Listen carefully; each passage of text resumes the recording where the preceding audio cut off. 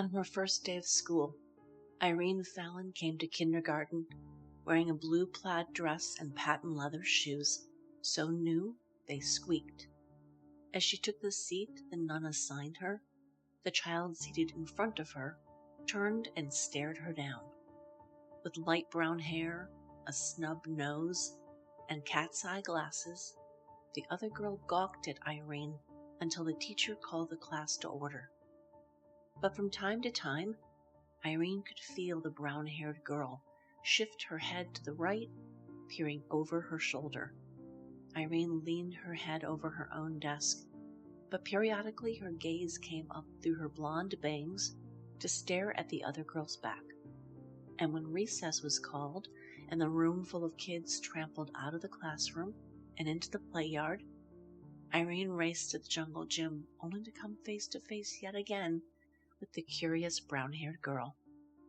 Vonda Pieskova firmly stood her ground while she and Irene sized each other up and down. When neither girl broke their squinted and suspicious gaze, Vonda finally threw her arms around Irene. Irene clung tightly in response, and then, hand in hand, they skipped off to the teeter-totter together. Over the euphoria of shooting into the sky on that first day of school, the two children bonded. They remained best friends for the next dozen or more years. When Vonda was 11, her mother died of breast cancer, and the close friendship became even more sisterly. It was common for Vonda to stay with the Fallons, and Jeanette always had an open-door policy in her home. Vonda's father was a good man, a decorated veteran, but beaten down by his wife's death and the many hard years he worked as a butcher, always on the verge of bankruptcy. He often gambled. He cared for his children, but lost the ability to connect with them. He came home at night and plopped in front of the television with a tall can of beer. He never asked his children, "How was your day?" When they tried to engage with their father, he grunted his answers back. He provided, he rationalized to himself. And so Jeanette took pity on the girl. She always made her house open to anyone who needed it. She let the kids eat what they wanted, drink beer, stay out all hours. There were no rules at her place, and Vonda spent many nights and weekends there with Sissy, the name she called Irene. Vonda was a touch wilder than Irene always had been. There weren't a lot of rules in either girl's house, but for some reason, Vonda just had a naturally rebellious spirit. She was pixie cute, with blue eyes and that little turned-up nose that the boys liked to pinch. Gregarious, fun-loving Vonda was the perfect foil for prim, self-conscious Irene Fallon. Vonda's older brother was trouble. When the girls were in junior high, there was a rumor going around that he knocked up Costanza Fiore because the two were dating all summer, and when school began the next fall, she started wearing long sweaters, and by winter she was gone, never to return. Now Vonda was the last of her family. Her brother left town many years before. He moved out to Arizona, some seedy little place. He lived a bum's life, painting houses and occasionally finding construction work, often gambling like his old man. He'd always hated the civilized world. Frances was knifed one night during a convenience store robbery. The infection led to kidney failure. His drinking exacerbated his health troubles. Frances was gravely ill for the next 9 years before dying in an intensive care unit in Flagstaff. No, Vonda had no more family left, but with her whole heart, she believed Irene's family to be hers, including her 2 daughters and that beautiful little grandbaby. When Irene and Saul first started seriously dating, Vonda found herself pushed aside. But in an act of contrition, Irene asked her best friend to be her maid of honor at their impromptu wedding. Vonda's then boyfriend, some Taylor Tucky kid with a cowlick and thin ankles, stood in as their best man, even though Saul had never met him before, and they never saw the boyfriend after. There existed only 2 photographs of Solomon and Irene's wedding day, on the steps of the funeral parlor and at Big Boy's later. and that kid managed to insert himself into both pictures. All during Lena and Eva's childhood, they were perpetually asking their parents, "Who's that skinny boy?" Vonda was living the wild life during the late 60s and early 70s, while Saul and Irene were starting their family. She went through a string of guys and experiences, each more confounding than the last. She came back into their circle when Eva was a toddler. Vonda was waiting tables at Buddy's Pizza then, and fell head over heels in love with those girls. She would come over to hang out and spend weekends with her sissy. When she decided to apply to nursing school, she and Irene sat at the Ashners' kitchen table, filling out the application together. She made it through more than a year of school when she got pregnant. Vonda was fooling around with a married man and got referred to a doctor near the Cass Corridor for an abortion. Roe v. Wade would be law a few months later, but Vonda's was an illegal procedure. She contracted an infection, wound up in bed for weeks, missed out on her finals for the semester, and was rendered incapable of having children after that. Irene was disgusted, not so much that Vonda had the abortion, but that she threw away her education and took up with a married man. Irene tried to cut the cord again. After that, Vonda dated a former Lions player who gave her an ankle-length fox fur coat, along with 3 broken ribs and a bruised spleen. This was right around Saul's death, and Irene did not have the energy for anything other than her daughters. It made her sad, though, because she missed Vonda. Poor Vonda, who still wore that fox fur even though she knew she couldn't go back to the asshole who gave it to her.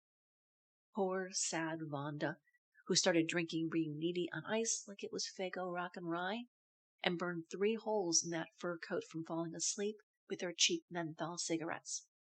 Around the time that she was getting radicalized by her new feminist friends, Vonda surprised Irene by showing up suddenly to the house, her life seemingly turned around. She was working as a commercial cleaner. She cut down on the partying and wasn't too proud to tell people she cleaned office buildings on Woodward at night. She came to see her girls, Irene, Lena, and Eva, who she always called Little Dolly. The 4 spent afternoons at the cider mill and weekends at Boblo Island, listening to 8-track tapes of Cher and Bob Seger during the drive. Vonda was living with a black bus driver when Irene and the girls pulled up stakes for Florida. About 2 years after the sisters went back to live in Detroit, Irene was in town for a visit and met a former classmate for lunch who told her, "Guess who I ran into last week? Vonda Pieskova. Man, she's a $50 a day heroin addict now, don't you know?" Irene was heartbroken upon hearing this news, but she waited another year to reach out. She flew into Detroit for Hanukkah and rang up Vonda's father to ask for his daughter's phone number. They met for coffee, and Irene embraced her friend gingerly. Vonda had degenerated from smack to crack and was doing a little of this, a little of that, according to her own words. Irene figured out Vonda was escorting along with some part-time work at a local party store. She looked like shit. Her skin was pitted, and her hair dyed a terrible platinum, thinning and brittle. Her beautiful teen actress nose had collapsed from snorting drugs. She wasn't ugly, but she looked rough. One of her earlobes was torn through, and Irene couldn't stop staring at it, horrified. She restrained herself from asking, "Did that happen on accident, or did someone rip an earring right out of your doddering head?" Vonda implored Irene to come have dinner with her that night. Irene begged off, but she looked at her friend, 15 pounds too thin, with probably only rock cocaine in her system, and she slipped her a couple of $20 bills and told her to buy groceries with it. She had no doubt, and she would have been right, that the best Vonda would do with that money was buy a rib and coleslaw dinner from the corner liquor store and spend the rest on drugs. Irene also made the mistake of giving Vonda's father the phone number at Poppy and Beatrice's. Vonda got hold of it and made good use of that number for the next several months, dialing up the Ashners all hours of the night, trying to find her sissy and Lena and little Dolly. Poppy and Rushmore showed up at her apartment one morning. Poppy told her that she would never see Lena and Eva again, and Irene would not get her messages as long as she was disgracing herself and her family with this behavior. Poppy also warned her about the people he knew who got involved with drugs. told her stories about bodies found along the I-75 corridor. Scared her silly. She managed to get off the drugs within 6 months and off the escort merry-go-round a month later. She went to her father, and rather than asking for money or food or stealing more of her mother's beautiful old knickknacks from Warsaw, she asked him what he needed. He needed to retire. He was 70 and wasn't doing well. Back problems from decades hunched over the slicer and grinder, lifting heavy slabs of beef and pork. She told her dad she would come stay and take care of him, and she did. She lived with her father for more than 2 years and later helped him navigate the week's worth of paperwork to get him into a VA nursing home. Once her dad was settled in, she came to visit several afternoons each week. Vonda was gentle and tolerant, with such a funny wit and spirit. All the other residents loved her so. She liked to sing slightly bawdy songs for the crowd. The old soldiers would tap their toes listening to her as they whispered to one another, "If I was just 30 years younger, that one." Vonda started working at the VA home 6 months before her father died. She never received her nursing degree. She was merely an aide, cleaning bedpans and helping at mealtimes. She made minimum wage, without benefits. She was dear friends with all the staff there. After a year, a position came open at a retirement center for women closer to her house, and she jumped at the opportunity. She loved it, tending to old call girls and senile church ladies, working with gay black orderlies at this junky city-owned facility. She earned benefits then, city benefits.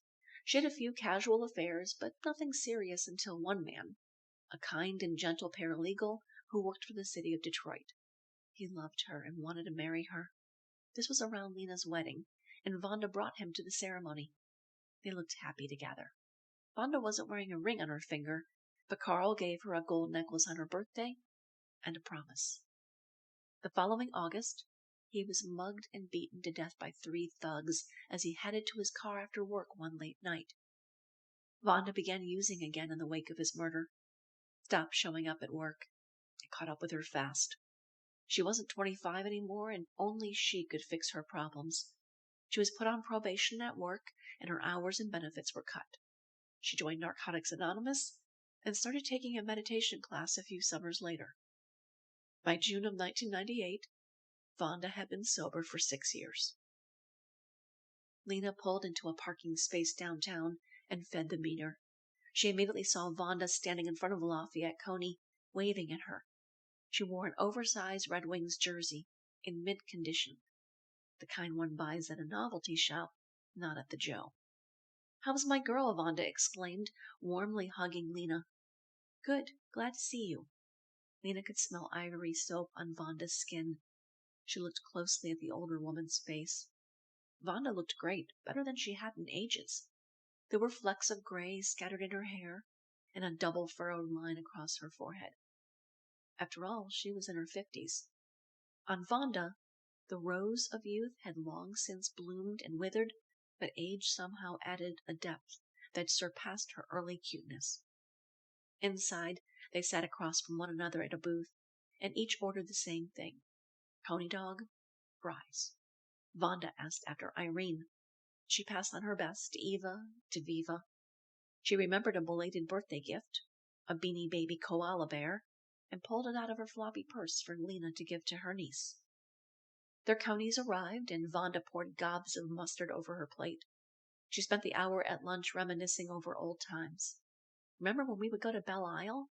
Gosh, those were fun times, just us gals," she purred, lost in happy memories of their shared past. Lena nodded, concurred, but she didn't think of those times fondly. After all, they followed 2 major losses in her young life. She could remember one fun outing to the Franklin cider mill, probably in 77 or 78. Eva and Lena begged their mom for extra donuts.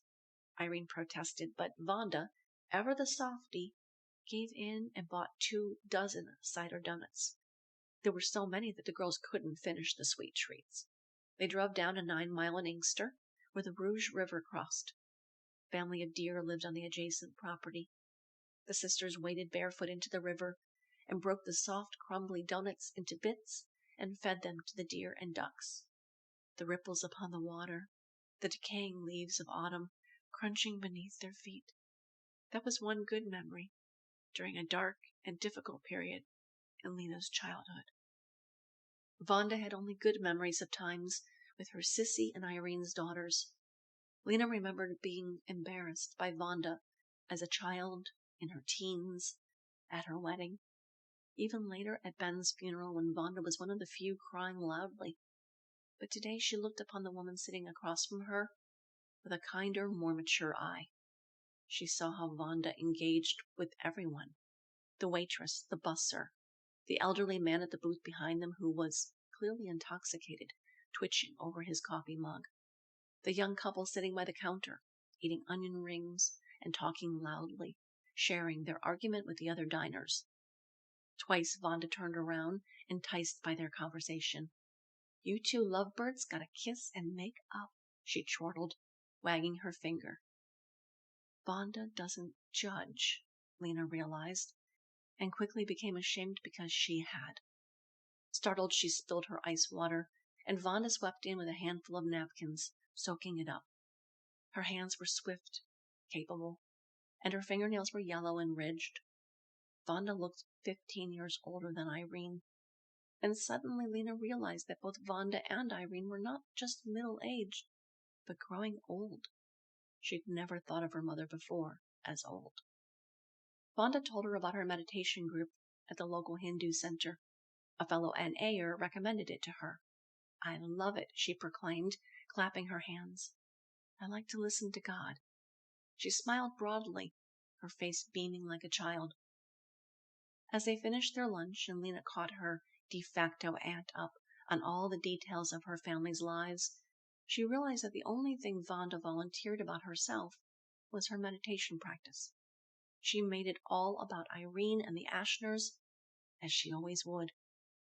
"I promise I'll have Mom call this weekend," Lena told Vonda at the end of lunch.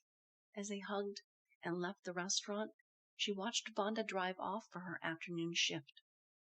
She recalled the moments from her childhood when Vonda was around. Vonda used to babysit the girls after Irene started working. She would always order pepperoni mushroom pizza, and they'd spend the evening coloring. Vonda drew flowers in Lena's coloring book with crayon, as deeply and thickly as possible. Then she would use a tissue to rub at the wax, turning it glossy like stained glass. There was something magical about how focused she was, and how dramatic and lovely her pictures turned out. Remembering her childhood was often troubling for Lena. There were many good memories, times with her family, her father, her beloved grandparents. But there were difficulties too. The death of her dad when she was 9, and later, Charmaine. She said she was an African princess. Charmaine had the darkest skin, the shortest little afro, and a glorious smile with perfect teeth. She was lively while Lena was solemn, joyous where Lena was moody. Charmaine was the playful one while Lena was ladylike or too delicate, fussy. But Lena always laughed with Charmaine, her seriousness fading. Every day the two friends, only 4 months apart in age, would walk to class together. They were in the same class in 1st grade and again in 3rd, and the year between was a furious scramble of finding playtime together in the schoolyard and after class. Every morning, they held hands as they walked together to the nearby elementary school, and every afternoon they would skip and run and play and sing and giggle together as they raced home. Charmaine lived 2 blocks further, so it was she who would leave first in the mornings to meet Lena at the Ashner residence, and after class, she would walk with Lena to her house and then continue on alone. But one Monday, 5 weeks into the new school year and 7 months after her father's car accident, Charmaine didn't come by for Lena. Her older sister Ada showed up that morning in her place. "Charmaine can't come to school today," Ada notified Lena, blankly. That was all she said, and she walked silently along the suburban streets with the younger girl. She explained nothing else, and the next morning, Lena walked alone. She never saw Charmaine again. Lena was a teenager, recently returned to Michigan after their move to Florida when she learned from a former classmate that Charmaine had died of sickle cell anemia. The guilt crashed over her in waves all these years later, remembering. How could she not have known? Why didn't she go see what was going on, go to her house, demand to see her friend? Why would Charmaine's parents hide what was happening? Was it shame, fear, somehow connected to the fact that they were new to this country? Lena reminded herself that she was just a 9-year-old child at the time, but she still felt horrible. She sat in her car in the parking lot outside of Lafayette County, and these moments from her childhood overtook her. Vonda, Charmaine, her dad. With each memory of loss and heartbreak, every wave of grief, she became more panicked and disjointed. Her heart flipped across her memories to locate the one talisman, the touchstone that brought her comfort. As a child seeking solace, she turned on her car and began driving toward it. The Detroit Institute of the Arts faced Woodward Boulevard, a grand Italian Renaissance building of white marble. Lena made her way inside, intent on getting to one particular room. She found herself stuck behind a gathering of people near the entranceway. Japanese tourists, a family, kids bored silly. 2 young men leaving Rivera Court, stroking imaginary beards. An elderly priest. A Sikh lost in revelry at Nero's statue. Lena knew every inch of this building, every crack in the stone and stain upon the floor, the scratches on the bathroom stalls, places where things used to stand. Finally, elbowing her way into the European room, she found what she was looking for. Les Noisettes, or the Nut Gatherers, painted by William Adolphe Bouguereau in 1882 in La Rochelle, France. Donated to the Detroit Institute of the Arts in 1954 by William E. Scripps, publisher of the Detroit News. My painting, Lena thought, and she would not be the only person at the Art Institute to think such thoughts. There was something special about Les Noisettes, something that clawed its way into many a Detroiter's heart. The subtle warm colors of green and burgundy, gray and brown, the dark-haired girl, the lighter-haired girl, so familiar to Lena that they were like dear old friends. The dust upon their feet so realistic that you nearly reached out your hand to sweep it away. The hazelnuts lying nestled within the darker girl's hand. Lena first saw the painting on her 10th birthday. Feeling lost and disconnected, her father was dead and her best friend had disappeared from her life. She hadn't known that Charmaine would die, but she experienced the loss of the other girl profoundly. After the death of her dad, she felt safest with her grandma. Bibi would pick Lena up on weekends to stay with her and Poppy. They played cribbage together, watched Peter Sellers movies. Only later as an adult will Lena realize that it wasn't she that was comforted by her grandmother. It was she who was doing the comforting. She needed to find reconciliation with her role as caregiver at an early age. That November, Beatrice took Lena out for her birthday. She bought her a new winter coat in a delicate peach sherbet color at Jacobson's. They lunched at the Onion Roll on Woodward and later drove downtown to visit the DIA. The Egyptian exhibit was fairly new that year. Lena wasn't that impressed by it. She saw it that summer with her mom and sister. Eva thought that Cleopatra was really pretty, and she loved the ornate golds on the sarcophagi. But Eva was not there that Saturday afternoon. It was only Lena and Beatrice, and Lena could care less about mummified remains. They were okay, but she wouldn't consider them art. Likewise, Rivera's famed mural only confused her. Who paints a factory? Plus, the Cubist dimensions confounded her. The works by the Dutch masters, with their fleshy asses and watery Flemish eyes, seemed cruel and unflattering. Yet when she saw the nut gatherers for the first time, she literally gasped for air. There was love and beauty and realness, and authentic life art in that painting, and Lena knew it so instinctively that it burned a hole in her even as a child. This iconic image of the woman as the gatherer, accepting what she finds along the edge of the woods, her limitations and responsibilities, sharing it with her community. mining her precious resources for the strength she needs to sustain each day, year, moment. When Lena returned to Detroit as a teen during the 80s, she and Bebe began taking more outings together to the DIA. The adolescent found herself drawn again to Bouguereau's painting. She discovered a book at the gift store about the artist and saved her money to buy it, secretly. She rode the bus downtown that particular afternoon by herself and brought the book home, hidden in her book bag. Beatrice was unimpressed with the nut gatherers. She preferred Asian art. In fact, most European art, chiefly the classicists, repelled Beatrice. Anything reminiscent of old Europe earned her derision. She liked Japanese and modern art, batik prints, Matisse. But Lena loved the nut gatherers nonetheless. Today, she stood before her painting, her touchstone. She'd stared at this painting dozens of times since that long-ago birthday. But now she noticed something new. She realized that the two girls, the dark-haired and the fair-haired girl, must actually be sisters. They were two halves of the same coin. They looked very different, but they shared something. She stared at their hands, holding the hazelnuts, the wondering eyes of the young women, and their almost smiles. Secrets, it suddenly dawned upon her. They're not simply gathering nuts, they're sharing secrets.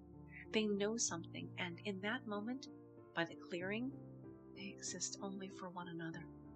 There are boundless things they can say only to each other, but never need to say. They're sisters. They have everything and nothing and one another. Lena thought about Eva, her dark and wayward sister. Unexpectedly, she felt an overwhelming tsunami of forgiveness for her younger sibling, her betrayer, her secret sharer.